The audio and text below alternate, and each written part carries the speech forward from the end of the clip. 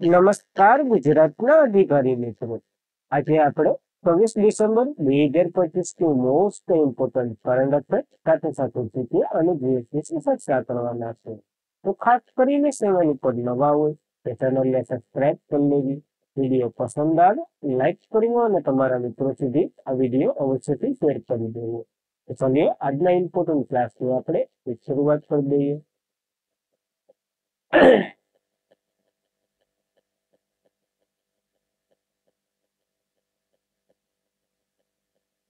તો રાષ્ટ્રીય ગ્રાહક દિવસ 2025 આપણે ક્યારે મનાવ્યો? તો 24 ડિસેમ્બરના રોજ આ દિવસ મનાવવામાં આવે છે, ખાસ કરીને ગ્રાહકને ધ્યાનમાં લે.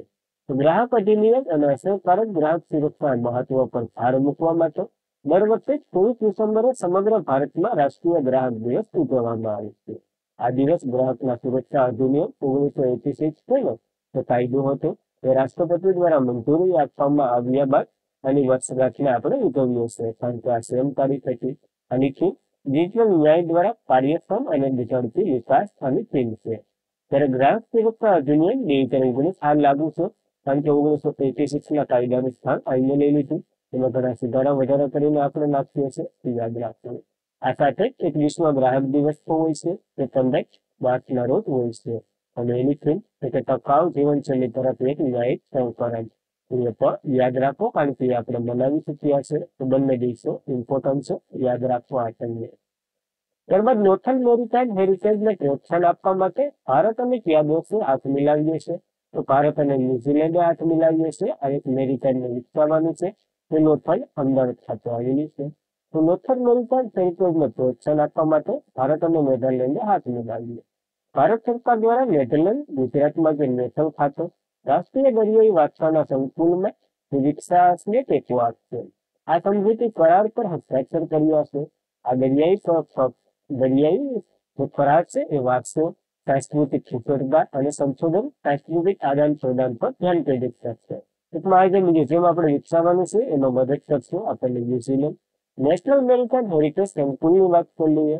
આ મ્યુઝિયમ સાગરમાળા કાર્યક્રમ અંતર્ગત આપણે વિકસાવી રહ્યા છે.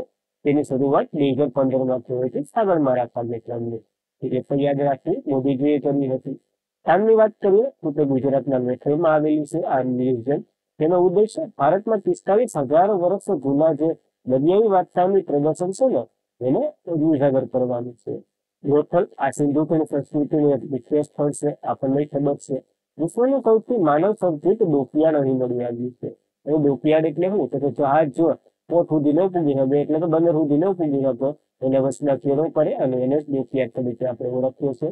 કારણ કે જહાજ જો અહીં રોકાય, જ્યાં રોકાય પછી ત્યાંથી હોડીમાં આ ઓલું શું કહેવાય, બધું માલ પોતે પુગાડવો પડે, અને જહાજ ન પુગાડવું હોય એના માટે ફેરો કરવો પડે આપણે. એ ફેરો એટલે ડોકયાર્ડ તરીકે ઓળખવામાં આવે છે. લોથલ આપણા માટે ઇમ્પોર્ટન્ટ છે, એની વાત કરી લઈએ. ગુજરાતમાં લોથલનો અર્થ લાસોનો ટેકરો થાય છે. અમદાવાદના ધોળકામાં આવેલું છે. આની શોધ 1953-54માં એસઆર રાવે કરી હતી. શ્રી પુરાણનાથ રાવ અને ચૂંટફળ સાબરમતીની સહાયક લીંબડી જુગાઓ છે ને એના કિનારે આવેલી છે. 1991માં યુનેસ્કો દ્વારા અને વિશ્વનું સૌથી જૂનું બંદર કીધી હતી. શોધખોળમાં અગ્નિવેદી મળી આવી, ફૂટપટ્ટી, શતરંજ, છિદ્રવાળી ખોપડીઓ મળી આવી. ડબલ એટલે કે દર્શન વિધિમાં પુરુષ અને સ્ત્રી અથવા તો બે દફન વિધિ સાથે મળી આવી છે. લોજની વાત કરીએ તો દરવાજા બજાર તરફ ખુલતા હતા. બીજા બધીમાં કેવી રીતના ખુલતા? તો દરવાજા ગલી અને શેરી તરફ ખુલતા. આ નેથલ એક જ એવું અપવાદમાં છે જેના દરવાજા છે ને બજાર તરફ ખુલતા હોય, તો આ યાદ રાખવા. અને મણકા બનાવવાની ફેક્ટરી બધી રીતે કોમન જ છે.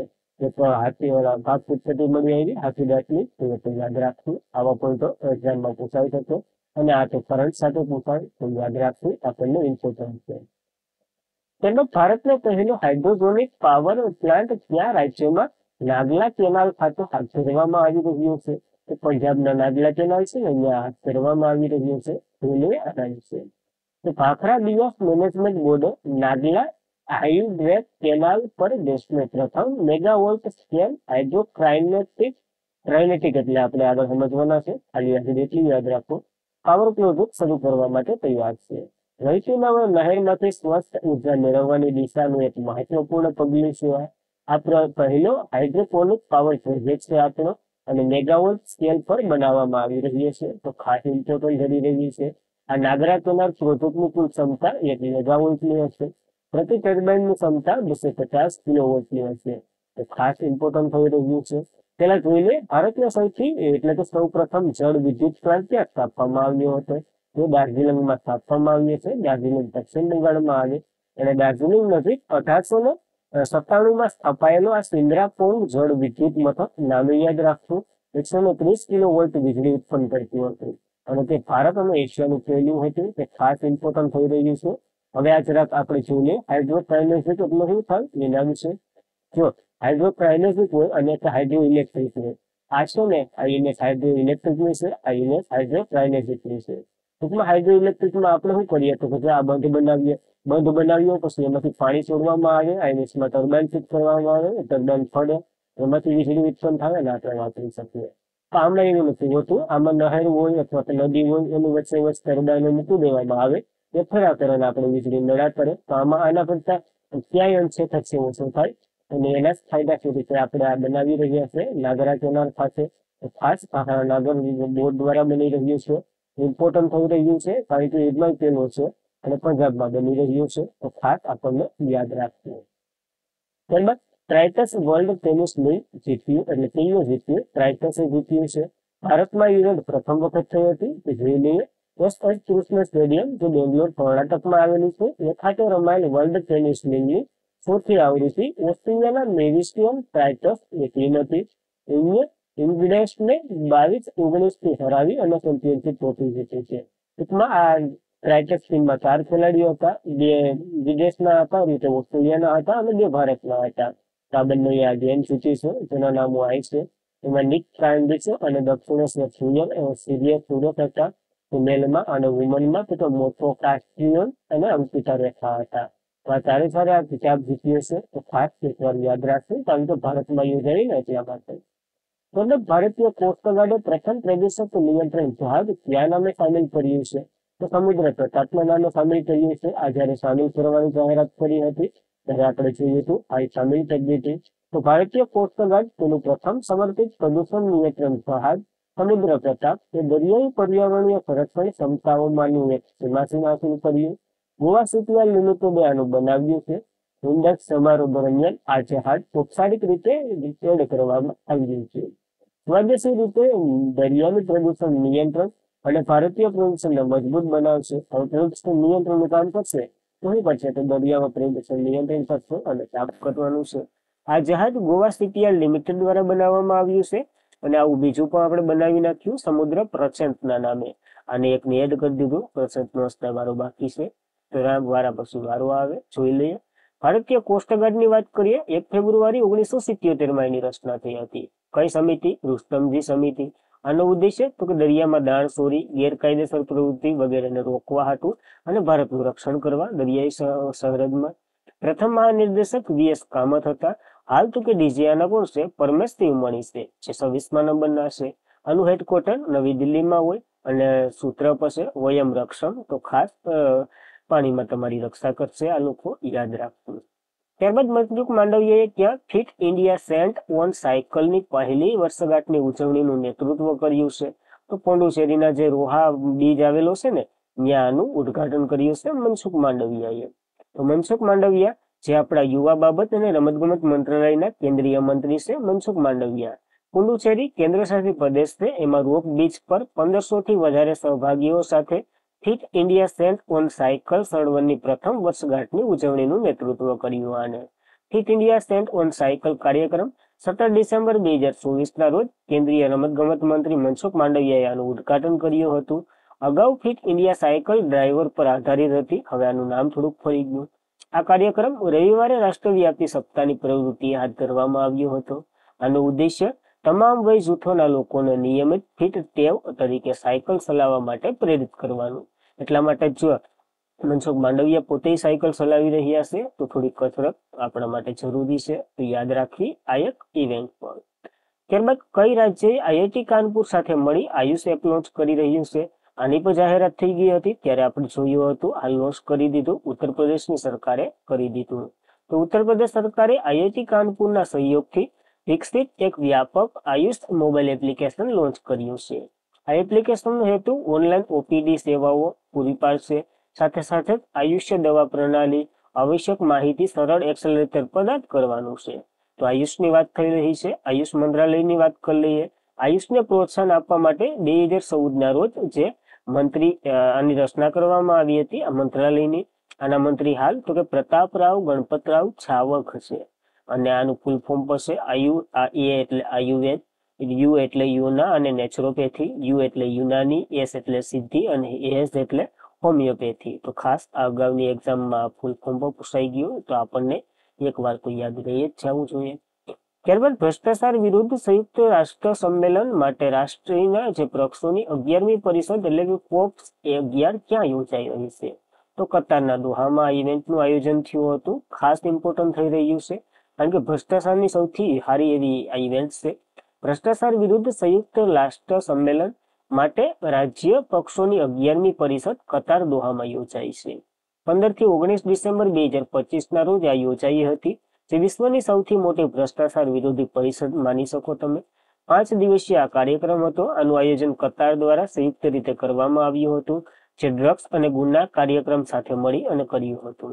આવતીકાલે અખંડતાને આકાર આપતી એવી થીમ હતી અને પહેલી બેઠક 2006માં આર્માન જોર્ડન ખાતે યોજાઈ હતી. આયોજન યુનાઇટેડ નેશનલ કન્ઝર્વેશન એજન્સી અને કોર્પોરેશન દ્વારા થાય છે. આ એક આંતરરાષ્ટ્રીય ભ્રષ્ટાચાર વિરોધી સંધિ એટલે કે એક સંધિ છે, એને જ આપણે ભરીએ છીએ. 2003માં આપવામાં આવ્યું હતું આને, અને 2005થી અમલ આવ્યું હતું, એટલે કે 2005માં બધાએ હસ્તાક્ષરો કર્યા હતા. આ એકમાત્ર કાયદેસર રીતે બંધક અને સાર્વત્રિક આંતરરાષ્ટ્રીય ભ્રષ્ટાચાર વિરુદ્ધ સંધિ છે, જેના અમલ માટે દર વર્ષે ભેરા થાય છે અને આ 11મી આવૃત્તિ છે, તો આપણને યાદ રાખવી પડે. ત્યારબાદ ભારતીય ટુકડીએ Asian youth para games Dubai 2025માં કેટલા મેડલ જીત્યા છે? તો 102 સાથે ભારતની ગેમ એટલે કે ભારતના ખેલાડીઓ ચમક્યા છે. તો ભારતીય ટુકડી જે એશિયન યુથ પેરા ગેમ્સ 2025 7 થી 14 ડિસેમ્બર 2025ના રોજ દુબઈ સંયુક્ત આરબ અમીરાત ખાતે યોજાઈ હતી. ભારતે 36 ગોલ્ડ, 28 સિલ્વર અને 38 બ્રોન્ઝ મેડલ સાથે 102 મેડલ ટેબલમાં તો કે 7મા ક્રમે રહ્યું છે, તો એ પણ યાદ રાખવું, જેમાં છોકરાઓ અને છોકરીઓ બંને આવી જાય છે. પહેલા નંબરની વાત કરીએ તો ઉઝબેકિસ્તાન હતું, કેટલા મેડલ સાથે? 197. તો આપણે એના વચ્ચે ઘણો ડિફરન્સ છે, તો તમે જોઈ શકો છો, યાદ રાખવું આ પણ. ત્યારબાદ ઉપરાષ્ટ્રપતિએ વાસુદેવ દેવરાની દ્વારા લખાયેલ પુસ્તક સનાતન સંસ્કૃતિ અટલ દ્રષ્ટિનું વિમોચન કર્યું છે. રાજસ્થાન વિધાનસભાના અધ્યક્ષ છે વાસુદેવ દેવરાની. એના દ્વારા લખાયેલ પુસ્તક સનાતન સંસ્કૃતિ અટલ દ્રષ્ટિ નું વિમોચન મંગળવારે નવી દિલ્હીમાં ઉપરાષ્ટ્રપતિ આપણા છે નવા સીવી રાધાકૃષ્ણ એના દ્વારા કરવામાં આવ્યું છે, તો યાદ રાખવું. અને આ અટલ જો એને આપણે ખબર જ છે, અટલ બિહારી વાજપેયી ઉપરનું એક પુસ્તક છે, તો એ પણ યાદ રાખવું આપણને. અને આજના માટે એટલું જ હતું. હવે કાલનું રિવિઝન કરી લઈએ. તે પહેલા ચેનલ ઉપર નવા હોય તો સબસ્ક્રાઇબ કરી લેવી. વિડીયો પસંદ આવે લાઇક શેર, તમને જે મજા આવે એ કરો. હું કંઈ કહેવાનું જ નથી કારણ કે મારું તમે માનતા નથી. 23 ડિસેમ્બરે રાષ્ટ્રીય ખેડૂત દિવસ 2025 ભારતના કયા વડાપ્રધાનની યાદમાં ઉજવવામાં આવે છે? તો 5મા નંબરના ચૌધરી શરણસિંહની યાદમાં. ગુજરાત કયા જિલ્લામાં ભારતની પ્રથમ solar thermal anti conduction dish system સ્થાપિત કરી રહ્યું છે? તો વડોદરામાં મુનિર આશ્રમ ખાતે આપણે સ્થાપી રહ્યા છીએ. કયા મિશન અંતર્ગત ભારતની ભૂમિ પર LV-M3 દ્વારા લોન્ચ કરાયેલ સૌથી ભારે પેલોડ ઉપગ્રહ લોન્ચ થયું છે?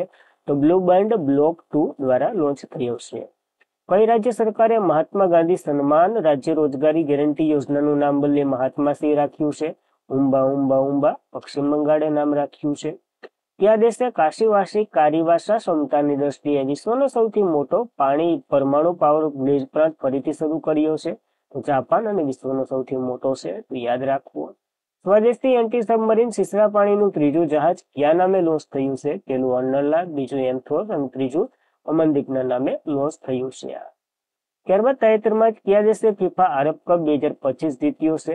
તો મોરેકોએ જીત્યો છે. જોર્ડન રનરઅપ રહ્યું હતું, યાદ રાખવું. બંદર અને જહાજ સલામતી વધારવા માટે કઈ સંસ્થાની સ્થાપના કરી રહ્યું છે સરકાર? તો બ્યુરો ઓફ પોર્ટ સિક્યુરિટીની સ્થાપના કરી રહ્યું છે અને સ્થપાઈ પર ગઈ છે. તાજેતરમાં જ કોને પ્રતિષ્ઠિત ફેસ સેવિલિયન્સ ડિવોર્ડ ડેર આર્ટ એન્ડ ડેર લેટસ એવોર્ડ મળ્યો છે? તો રવિ ડીસીને આ એવોર્ડ મળ્યો છે તેમના પ્રકાશનો માટે. ત્યારબાદ આ જ્ઞાનપીઠ વિજેતા વિનોદ કુમાર શુક્લાનું 88 વર્ષની વયે અવસાન થઈ ગયું. 49 નંબરનો આને એવોર્ડ મળ્યો હતો, તો ખાસ ઇમ્પોર્ટન્ટ છે. તાજેતરમાં તો યાદ રાખવું.